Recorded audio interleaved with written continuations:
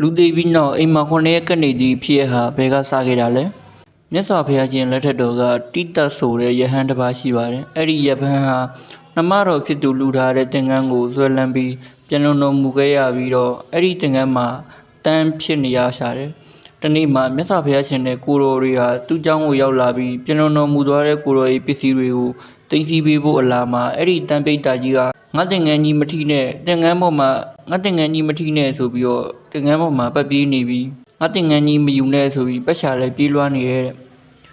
မြတ်စွာဘုရားရှင်ကအဲ့ဒီဖြစ်စဉ်ကိုမြင်တော်မူပြီးယဟန်တို့ထိုသင်္ကန်းကိုမထီနဲ့9ရက်ပြည့်ပြီးမှကင်ကြပါလို့မိန့်ကြားလိုက်တယ်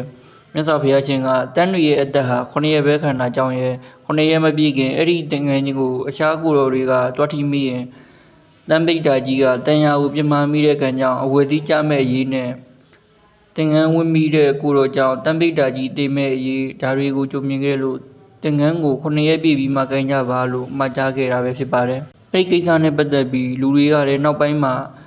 လူတွေတည်ပြီးရင်9ရက်ပြည့်မှအိမ်ကထွက်တယ်လို့တည်ပြီးရင်ဂျာကန်ဘဝဝိညာဉ်ကောင်းလိပ်ပြာကောင်းဘဝနဲ့ရှိနေကြသေးတဲ့အစသဖြင့်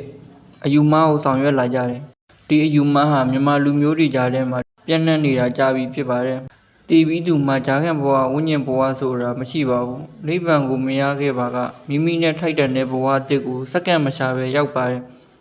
အဲ့အနီးနားမှာရှိနေတဲ့တွေ့ရတယ်စသဖြင့်ဒီလိုတွေ့မြင်ရရင်တော့အဲ့ဒါပိဋကဘဝရောက်သွားခြင်းမှာဂျာကန်ဘဝမဟုတ်ပါဘူး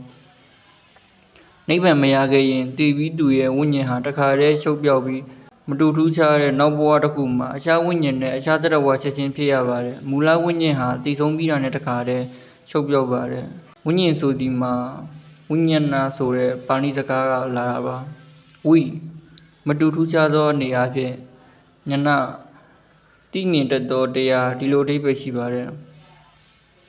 တေပြီး9ရက်အိမ်မှာရှိနေရဆိုတဲ့အယူကိုလက်ခံထားရင်ဗုဒ္ဓဘာသာစစ်စစ်မဖြစ်သေးပါဘူး